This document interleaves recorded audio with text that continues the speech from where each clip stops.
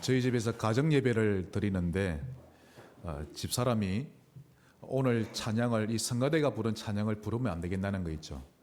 그러면서 이 찬양 가사가 너무 은혜된다면서 얼굴이 빨개져 이쁘게 이렇게 웃는 거 있죠. 그리고 성가대원이 먼저 은혜를 받아야 되는 것인데 참 잘하고 있구나라는 생각을 했습니다. 오늘 찬양을 하나님이 받으신 줄 믿습니다. 오늘은 버릴 때 얻는다라는 제목으로 하나님의 음성을 듣겠습니다. 자, 오로 인사합시다. 버릴 때 얻습니다. 예, 쥐면 얻지 못합니다. 버릴 때 얻는 것입니다. 예수님이 길을 가고 계셨는데 어떤 남자가 달려와서 주님 앞에 무릎을 꿇었습니다. 마태복음 19장에서는 이 사람을 청년이라 표현하고 누가복음 18장에서는 이스라엘의 어떤 관리라고 표현하는데요. 그가 주님께 와서 질문하기를 오늘 본문 17절에 선한 선생님이여 제가 무엇을 하여야 영생을 얻으리까? 이 청년은 지금 영생 얻는 방법에 대해서 한 가지 질문했는데 자세히 보시면 주님은 두 가지 대답을 하고 계십니다. 첫째로 18절에 네가 어찌하여 나를 선한 사람이라 표현하느냐? 하나님 한 분 외에는 선한 이가 없질 않느냐? 이 말씀은 내가 바로 그 선한 하나님이 맞는데 그걸 네가 알고 내게 선하다고 말한 것이냐라는 뜻이죠. 즉 그동안 주님은 많은 기적을 행하고 많은 설교를 행하셨는데 그래서 그런 기적과 설교를 통해 내가 바로 그리스도요 사람의 몸을 입고 온 살아계신 하나님이심을 네가 깨달았느냐 그런 뜻이죠. 그런데 그 청년은 못 깨달았던 것입니다. 이걸 깨달으면 영생을 얻는 것인데 그걸 못 깨달았죠. 그래서 그저 비범하고도 훌륭한 근데 랍비 같은 분 정도로만 알았던 것입니다. 둘째로 19절에 네가 계명을 안 하니 살인하지 말라, 간음하지 말라, 도둑질하지 말라, 거짓 증언하지 말라, 속여 빼앗지 말라, 내 부모를 공경하라 하였느니라. 여러분 10계명은요 두 가지 주제로 되어 있습니다. 1계명에서 4계명까지는 하나님을 사랑하라, 5계명에서 10계명까지는 이웃, 사람을 사랑하라 이렇게 두 주제로 되어 있는데 지금 주님이 이 청년에게 언급하신 것은 사람을 사랑하라는 계명이었죠. 그러자 청년이 선생님 그런 것은 제가 어려서부터 다 지켰나이다. 어깨도 막 당당하게 다 지키며 살았습니다. 그때 주님의 대답을 한번 보십시오. 재물이라는 주제를 가지고 답을 하십니다. 21절 네가 아직도 한 가지 부족한 것이 있으니 가서 내게 있는 것을 다 팔아 가난한 자들에게 주라. 그리하면 하늘에서 부하가 내게 있으리라. 그리고 와서 나를 따르라 하시니. 다시 말해서 네가 사람을 사랑하라는 계명에 대해서 잘 지켰다고 자신만만하지? 그렇다면 말만 할 것이 아니라 네가 가지고 있는 재물을 다 팔아 가난한 자들에게 나눠주는 그 실천할 수 있겠느냐? 이렇게 다른 답을 하십니다. 그러자 청년이 22절에 그 사람은 재물이 많은 거로 이 말씀으로 인하여 슬픈 기색을 띠고 근심하며 가니라. 주님은 사람이 재물과 하나님을 겸하여 섬길 수 없다는 것을 잘 알고 계셨던 것입니다. 누가복음 16장 13절 집 하인이 두 주인을 섬길 수 없나니 주인을 둘로 섬길 수 없죠.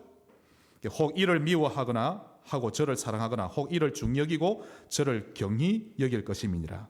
너희는 하나님과 재물을 겸하여 섬길 수 없느니라. 여기서 재물은 원어에 보시면 경제 귀신 맘몬을 이야기합니다. 너희가 하나님과 사탄을 겸하여 섬길 수 없다라고 말합니다. 그러면서 주님이 주위에 있는 제자들에게 말씀하시죠. 본문 23절에 재물이 있는 자는 즉 돈이 많은 자는 하나님의 나라에 들어가기가 심히 어렵도다. 자, 여기서 여러분 잘 아셔야 됩니다. 가난한 자들에게 1,000억을 구제해도 천국 가는 거 아닙니다. 그래서 가난한 자들에게 나눠주면 하늘에 보화가 있다 이리 하셨지 영생 얻는다고 안 하셨거든요. 그 이유는 이 청년은 지금 잘못된 구원을 가지고 있는 것입니다. 예수님을 일단 그리스도로 모르고 있죠. 그러니 첫 밤부터 구원을 받을 수 없는 것이고 제가 지금까지 수백 명이 아니라 수천 명에게 복음 전해봤습니다. 또 성지교에 지금 온 지 몇 년째인데 많은 사람들이 왔고 제가 복음 전하고 영적 기도도 따라했지만 영적 기도 따라한다고 구원받는 거 아닙니다. 그 예수를 나의 구주로 믿어져야 합니다. 영적 기도를 안 했는데 마음속으로 했는데 구원받을 수도 있는 것이거든요. 이 청년은 자기의 행함으로 또 선한 행위로 구원을 얻을 수 있는 그 무엇 어떤 율법을 요구하고 있었던 것입니다.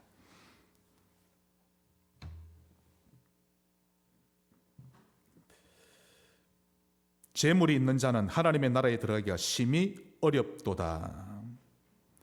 사람은 가진 것이 많으면 가진 그것 때문에 복음이 내게 절대적으로 필요한 복음으로 보여지질 않는다는 것입니다. 근본 문제 세 가지 아무에게나 발견되는 것 아닙니다. 그러다 보니 그리스도께서 행하신 세 가지 아무나 깨닫는 거 아닙니다. 오늘도 우리 장로님 기도하실 때 그리스도를 얘기하시죠. 얼마나 힘이 나는지. 여러분 안 그렇습니까? 그리스도를 들으면 짜증납니까? 한번 생각을 해 보셔야 됩니다. 이번 주도 구원의 길을 얼마나 많이 제가 선포했는지 힘이 확 나는 거 있죠. 영혼이 힘납니다. 요한일서 3장 8절 하나님의 아들이 이 땅에 오신 것은 마귀의 일을 멸하려 하심이라. 참 왕이신 예수 그리스도를 아무나 깨닫는 것 아닙니다. 요한일서 1장 7절 그 아들 예수의 피가 우리를 모든 죄에서 깨끗하게 하실 것이요 참 제사장이 되어주신 예수 그리스도를 아무나 깨닫는 것이 아닙니다. 요한복음 3장 16절 하나님이 세상을 이처럼 사랑하사 독생자를 주셨으니 할렐루야. 이것만으로도 평생 감사하며 살아야 합니다. 이는 그를 믿는 자마다 멸망하지 않고 영생을 얻게 하려 하심이라. 참 선지자 되신 예수 그리스도 역시 아무나 깨닫는 것이 아니죠.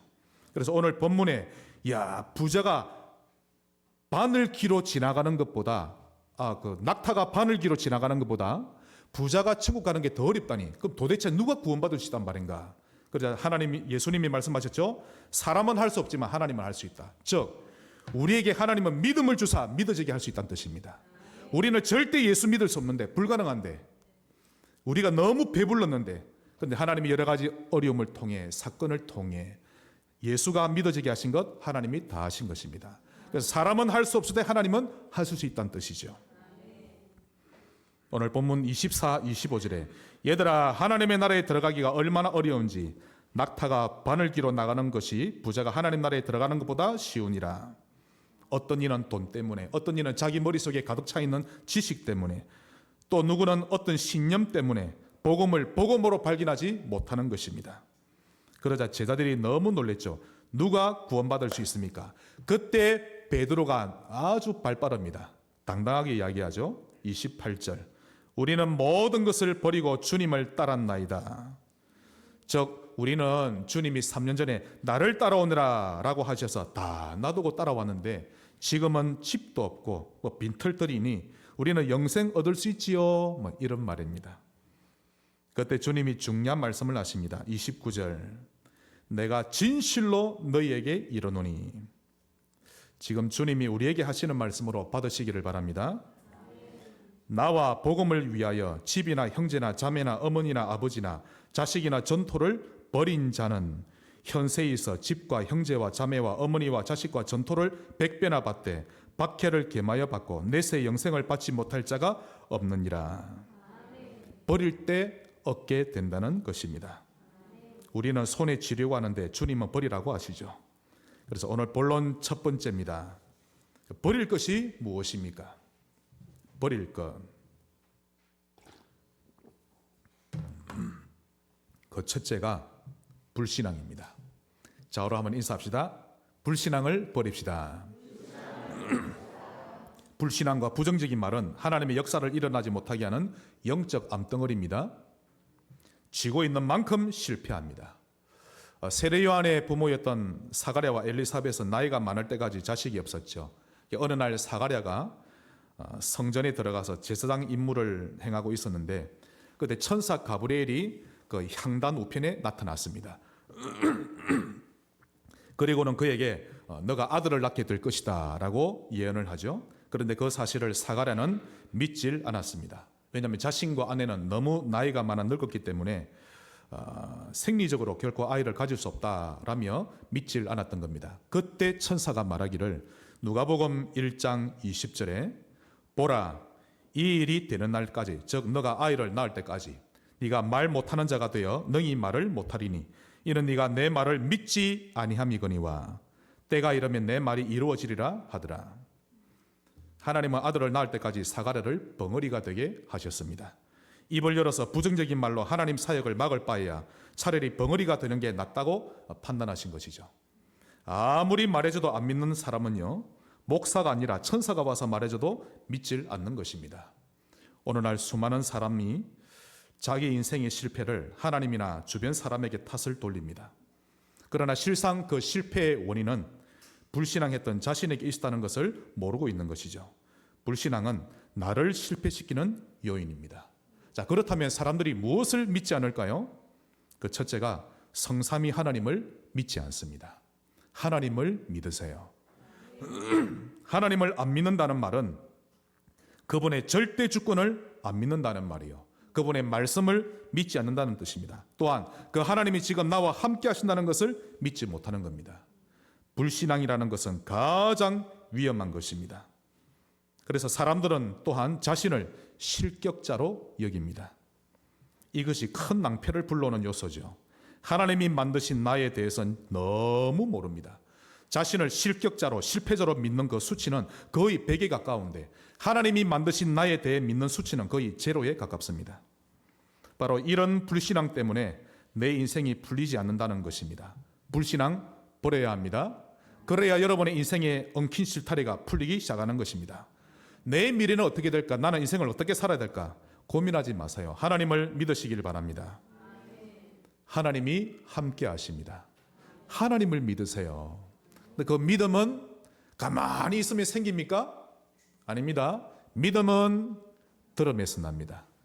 로마서 10장 17절, 믿음은 들음에서 나며 들음은 그리스도의 말씀으로 말미암느니라. 말씀을 읽지도 않고 안 듣는데 어떻게 믿음이 생겨납니까? 그래서 목사가 늘 강조하죠. 예배 승리하세요. 평상시 강단을 늘 따라가세요. 불신앙을 버리시길 바랍니다. 두 번째로 버릴 것, 복음보다 더 사랑하는 것, 그거 버릴 줄 아셔야 합니다. 예를 들어 먼저 돈과 가족입니다. 이것을 버릴 줄 알아야 합니다. 예수님이 왜 가족이나 재물을 버려야 영생을 얻는다 이렇게 말씀하셨을까요? 그러면 가족과 재물 버리면 구원받습니까? 아닙니다. 여기서 버려라는 말은 돈이나 사람을 진짜 외면하라는 말이 아닙니다. 성경을 자세히 보셔야 합니다. 오늘 본문 29절에 나와 복음을 위하여 버린 자는 이라고 되어 있죠. 오늘 본문 마가복음 10장이 중요합니다. 버리라 이전에 나와 복음을 위하여 무엇을 버린 자는, 즉 너는 복음이 제일 우선이 맞느냐라는 뜻입니다. 그러니 손양원 목사님의 두 아들을 하나님 불러가셨어도 하나님의 절대 주권을 인정했죠. 두 아들을 미국이 아닌 천국으로 불러주시니 감사합니다. 저 본질이 아닌 것에 연연해하다 본질을 잃어버리지 말라는 주님의 뜻입니다. 부자 청년이 가지고 있던 잘못된 구원관, 그걸 바로 잡으시는 것인데요, 계명을 지킴으로 구원 얻는 것이 아니라는 것을 알려주시면서 동시에 재물 때문에 영생을 놓치지 말라는 말씀입니다. 또한 두 번째로 복음보다 더 사랑하는 것은 우리 자신입니다. 특히 내 생각, 내 판단, 내 기준 버릴 줄 알아야 한다는 말인데 한마디로 나중심을 버려야 한다는 것이죠. 예수님은 어떻게 하셨죠? 마가복음 10장 45절에 인자가 온 것은 섬김을 받으려 함이 아니라 도리어 섬기려 하고 자기 목숨을 많은 사람의 대속물로 주려 함이니라.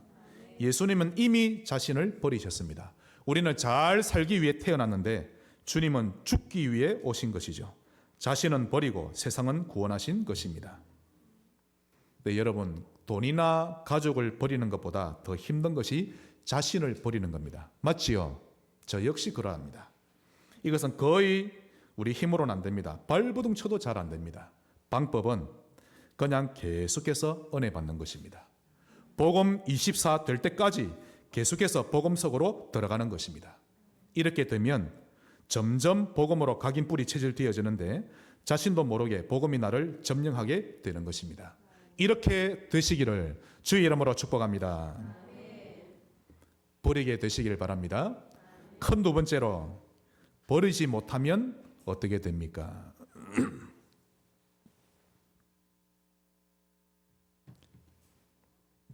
불신앙이든 복음보다 다른 걸 더 사랑하는 것 버리지 못하면 먼저 그것이 나를 지배합니다. 노예 생활하게 되죠. 말씀 따라가고 성령인도 받는 삶이 아니라 불신앙의 노예 생활을 하게 됩니다. 포로되고 속국되죠. 또한 돈의 귀신, 경제 귀신, 만몬이 우리 인생의 주인 노릇을 하게 되는 것입니다. 재물 때문에 하나님 나라 임할 비밀 못 누리는 일이 없도록 은혜 받으시길 바랍니다. 또한 버리지 못하면 믿음 생활하지 못합니다. 믿음이 자라지를 못합니다. 여러분의 생각 앞세우는 만큼 믿음 자라지 않습니다. 결국 시간이 지나갈수록 다 잃게 되는데요. 영적인 힘도 잃고 건강도 잃고 인간관계 어려워지고 그렇게 되어져 가는 것입니다. 결국에는 나중이 됩니다. 오늘 본문 10장 31절에 그러나 먼저 된 자로서 나중되고 나중된 자로서 먼저 될 자가 많으니라. 여기서 먼저라는 것은 첫째 또 1등을 말하고요. 나중은 마지막 꼴찌를 말합니다. 처음에는 믿음 있는 사람 같고 열심히 헌신하는 것처럼 보였는데 버릴 것을 버리지 못하고 있다 보니 그것이 올무가 되어서 점점 믿음도 떨어지고 열정도 식어지고 상처도 잘 받게 되고 결국 영적으로 꼴찌가 되어버린다는 뜻입니다. 정말 오직 예수만 보이는 사람 없습니까? 여러분 신앙생활이 뭡니까? 하나님과 나와의 1:1 관계입니다. 그렇죠. 사람 보고 신앙생활할 필요가 전혀 없는 것입니다. 그런데 너무 많은 사람들이 어떻게 목사가 그렇게 할 수 있지? 어떻게 장로와 집사가 그렇게 할 수 있지? 나는 그런 사람들 모습 때문에 신앙생활이 안 된다. 특히 목회자 자녀나 중재 자녀가 그럽니다. 나는 우리 부모님 때문에 예수 믿기 싫다. 그래서 교회 다니기 싫다. 맞는 말 같은데 자세히 보면 완전히 틀린 말입니다. 그렇죠. 그는 그동안 신앙생활을 해왔던 것이 아니라 인앙생활을 해왔던 겁니다. 사람인자. 오늘 제가 중요한 본질을 말씀드리는 겁니다. 하나님의 음성으로 들을 줄 아셔야 합니다. 신앙생활을 해야 되지 인앙생활을 하면 안 됩니다. 다시 말해서 예배당에는 왔는데 종교 활동만 했지 진짜 하나님 그분만을 향한 것이 아니었다는 말이 되는 것입니다. 오늘도 이 예배를 통해 하나님만 바라보셔야 합니다. 교회에서 누가 무슨 짓을 했든 안 했든 그건 하나님께 맡기고 하나님이 다 알고 계심을 믿고 또 나 혼자라도 하나님께 기도하면 응답하신다 믿고 나는 예수만 바라보고 믿음 생활하면 되는 것 아닙니까? 하나님은 나를 인도하고 계신다 그걸 믿습니까? 이것만 확실해도 아무것도 문제가 안 될 것인데 사람이 걸리고 사건이 걸리고 다 걸리는 겁니다. 꼭 신발 안에 돌멩이 하나 들어가서 그거 신고 계속 다니는 것처럼 뭔가가 걸려도 걸리죠. 한 번 더 여러분께 질문합니다. 오직 그리스도가 맞습니까? 참으로 신자가 기도하면 성령의 역사심을 믿으십니까? 그게 믿어져야 합니다. 하나님은 전지하시고 전능하심을 믿으셔야 합니다. 이것을 믿는 것이 신앙생활인 것입니다. 교회 주인은 누굽니까? 목사가 아니라 예수님이시죠. 물론 주님이 대리자로 세워진 목사나 성도가 이상한 짓을 했다 할지라도 그것도 교회 주인 되신 예수님이 다 알고 계신 것입니다. 그러니 사람 때문에 상처받았다고 하는 것은 근본적으로 하나님을 믿는 믿음이 아직 없다는 말과 같은 것이죠. 오늘 결론 내시기 바랍니다. 나를 실패시키는 요소인 불신앙을 버리기로 결론 내는 것입니다. 항상 신앙생활은 결단하는 데서 출발하는 것이죠. 그리고 나중심의 생각, 나중심의 상처, 나중심의 결정도 다 버리기로 결론 내는 것입니다. 승리하시기를 주의 이름으로 축원합니다. 마지막 큰 세 번째로 버릴 때 얻게 되는 것. 버리면 무엇을 얻게 됩니까? 첫째로 믿음을 얻게 됩니다. 이게 너무 쉬우면서도 내가 버릴 걸 못 버리면 너무 어려운 것이죠. 불신자는 예수님을 구주로 믿는 믿음이 생겨서 영생을 얻게 되고 신자는 버리면 버릴수록 믿음의 사람이 되어져 갑니다. 믿음은 바라는 것에 대한 실상인데 그 실상이 보이기 시작합니다. 버릴수록. 특히 불신앙을 버리면 버릴수록 믿어지는데요. 참 행복이 밀려오고 자유롭게 됩니다. 얽매이는 것이 없어지죠. 이 자유를 체험하게 되시기를 바랍니다. 성삼위 하나님이 믿어지는데 세상이 감당할 수 없는 사람이 되어져 갑니다. 두 번째로 사람을 얻게 됩니다. 마가복음 10장 29절로 30절 예수께서 이르시되 나와 복음을 위하여 집, 형제, 자매, 어머니, 아버지를 버린 자는 100배나 받되. 아니 사람에 대해서 축복을 100배나 받는다, 이 표현은요 우리는 좀 어색하게 들리지만 유대인들은 단번에 알아듣는 표현입니다. 왜냐하면 유대 사회에서 100이라는 숫자는 완전수를 의미하는데 이 땅의 부귀영화와는 비교할 수 없는 차고 넘치는 하나님의 상급을 의미합니다. 그래서 복음을 위해 살면 너희의 가족들은 내가 완전 책임지겠다라는 하나님의 단호한 약속인 것입니다. 버림으로 믿음을 얻고 사람을 얻게 되시기를 바랍니다. 가족 걱정하지 마세요. 부모가 믿음으로 살면 자녀 하나님 책임집니다. 잔소리를 안 할수록 좋습니다. 저희 어머니처럼 성경 읽어라, 기도해라 그런 잔소리는 하셔도 됩니다. 하나님이 안 믿어져 가지고 저 어찌해야 되겠노? 완전 불신앙입니다. 딱 뒤에서 리모컨으로 기도로 딱 조절합니다. 하나님 아시지요? 다 보셨죠? 저 아이의 주인은 하나님이십니다. 역사해 주옵소서. 버릴 때 믿음을 얻고 사람을 얻고, 세 번째로 경제 즉 의식주도 하나님이 책임지십니다. 분명히 오늘 말씀이 약속되어 있습니다. 전토를 100배나 받되. 할렐루야. 이 경제도 하나님 책임다는 약속은 하나님이 아주 많이 약속하셨죠. 성경 구석구석에 있습니다. 복음을 위해 사는 자에게는 경제적으로도 넘치도록 축복하시겠다는 약속입니다. 하나님 중심을 하고 예배 승리하세요. 그래서 내가 힘을 들여서 애를 써서 돈을 벌려고 하지 말고 하나님이 열어주시는 그 경제 꼭 맛을 보시기 바랍니다. 신명기 15장 4절로 5절입니다. 내가 만일 내 하나님 여호와의 말씀만 듣고 내가 오늘 내게 내리는 그 명령을 다 지켜 행하면 내 하나님 여호와께서 내게 기업으로 주신 땅에서 내가 반드시 복을 받으리니 너희 중에 가난한 자가 없으리라. 이 정도가 아닙니다. 6절에 내 하나님 여호와께서 내게 허락하신 대로 내게 복을 주시리니 내가 여러 나라에 꾸어질지라도 너는 꾸지 아니하겠고 내가 여러 나라를 통치할지라도 너는 통치를 당하지 아니하리라. 믿음으로 살면 하나님이 책임집니다. 믿음으로 사세요. 혹 여러분 당대에 경제 축복이 안 온다 할지라도 안 오는 게 아닙니다. 후대에 계속 하나님이 역사하십니다. 반드시 부어주시죠. 30배, 60배, 100배가 아니라 1000배, 만배, 10만배로 주시는 것입니다. 그러므로 오늘 결론 내셔야 합니다. 이 말씀을 믿고 나를 실패시키는 것을 버리며 살기로 결단하는 것입니다. 내 마음대로 신앙생활 하지 말고 여호와의 말씀대로 신앙생활 하기로 결단하는 것이죠. 그러려면 어떻게 해야 되겠죠? 말씀이 흘러야 합니다. 내게 말씀이 매일매일 흘러야 말씀 따라가는 거 아닙니까? 결론을 맺겠습니다. 버리면 버릴수록 절대가 보입니다. 이 절대란 단어는 하나님과 관련된 부분에 절대를 씁니다. 인간이 줄 수 없는 응답, 하나님이 주시는 응답이죠. 이것을 보고 영안이 열려진다고 하는데 이전에는 돈만 보이고 내 가족만 보이던 사람, 또 다른 사람들을 보면 괘씸한 부분만 보이고 했었는데 복음을 계속해서 먹다 보니 이제는 버릴 게 보이고 절대가 보이기 시작하는 것입니다. 자, 절대가 보인다는 말은 무슨 뜻인가 하면 하나님이 보인다는 뜻입니다. 성부, 성자, 성령, 하나님. 그 하나님의 계획이 보이고 하나님의 마음이 보이죠. 우리를 향한 하나님의 사랑과 긍휼이 보이고 그분의 절대 주권이 보입니다.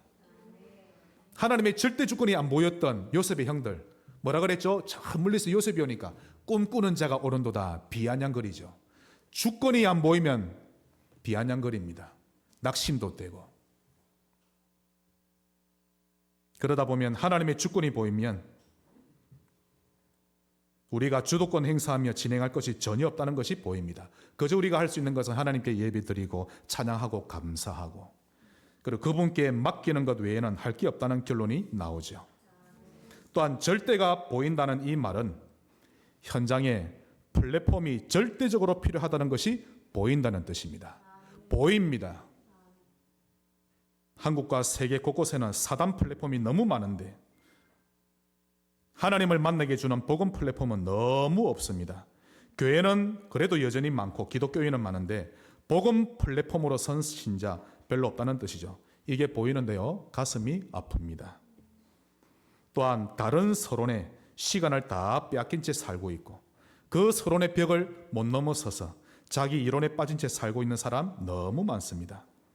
한마디로 파수망대에서 망을 봐주며 돌봐주는 복음 파수꾼이 없다는 뜻이죠. 이를 위해 하나님께 수소할 일꾼을 보내달라고 기도하는 복음 안테나도 없는 것입니다. 이런 절대가 보입니다. 버릴수록 보입니다. 나만이라도, 우리 교회만이라도 복음 플랫폼이 되고 복음 파수꾼, 복음 안테나가 꼭 되어야겠다, 이런 절대 사명이 보이는 것입니다. 오늘 하나님이 주시는 절대 사명 보이게 되시기를 주의 이름으로 축복합니다. 마태복음 9장 35절부터는 절대가 보이셨던 예수님의 시선이 나옵니다. 예수께서 모든 도시와 마을에 두루다니사 그들의 회당에서 가르치시며 천국 복음을 전파하시며 모든 병과 모든 약한 것을 고치시니라. 자, 그때 주님이 보셨던 눈이 나옵니다. 36절로 38절까지. 무리를 보시고 불쌍히 여기시니 이는 그들이 목자 없는 양과 같이 고생하며 기진함이라. 이에 제자들에게 이르시되 추수할 것은 많되 일꾼이 적으니 그러므로 추수하는 주인에게 청하여 추수할 일꾼들을 보내주소서 하라 하시니라. 이 내용이 여러분의 기도 제목 되시기를 바랍니다. 버리고 얻는 지혜로운 신자 되시기를 주 예수 이름으로 축복합니다. 복음을 주신 하나님께 감사드립니다. 무리를 보고 불쌍히 여기는 전도자, 추수할 것은 많은데 추수할 일꾼이 없으니 일꾼을 보내어 주옵소서라고 기도하는 전도자, 그래서 버리며 얻어가는 전도자로 살아가게 하옵소서. 예수 그리스도 이름으로 기도하옵나이다. 아멘.